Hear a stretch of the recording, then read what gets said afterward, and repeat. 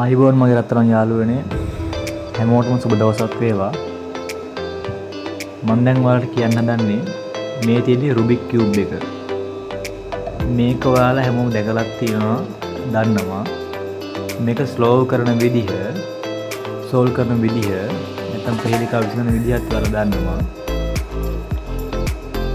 හැබැයි කවදාවත් අපි දැකලා තියෙනවද මේ රුබික් කියුබ් එක ඇතුළත කොහොමද කියලා? මම දැන් ඔයාලට මේ රුබික් කියුබ් එකේ ඇතුළත කොහොමද තියෙන්නේ, නැවත මේක අපි සැකස්ම හදාගන්නේ කොහොමද, සහ මේක වැඩ කරන්නේ කොහොමද කියලා දෙන්න තමයි මේ හදන්නේ.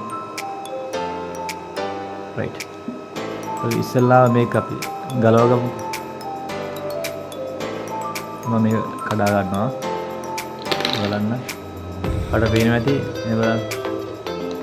ගෝලමය කුහරයක් තමයි තියෙන්නේ. මේ බලන්න. මම මේක ටික ඉතින් ලොක් ගලවනවා.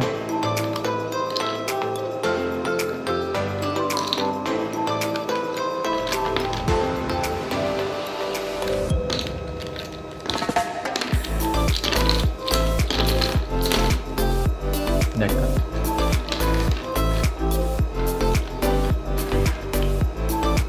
දැන් ඔයාලට පේනවා ඇති මේ බලන්නකෝ.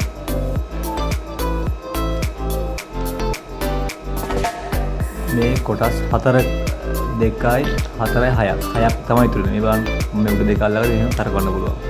ඒ වගේ මේකත් එහෙම තමයි. මේකත් එහෙම තමයි. එතකොට ඔයාලට වෙනවා මේ කොටස කරගන්න මේ වීල් එක වගේ මේ කොටස කරගෙන මේ එකින් එකට රොටේටින් නැත්නම් කැරකෙන ස්වභාවයක් තමයි ඒක තියෙන්නේ. එතකොට අපි හදාගන්න මේ කුහරය සම්පූර්ණ කරලා හදාට පස්සේ එකින් එකට මේක ලොක් වෙනවා. ඒතකොට එක පැත්තක් තමයි අපිට කරකවන්න පුළුවන් වෙන්නේ. ඒ විදිහට තමයි මේක හදලා තියෙන්නේ.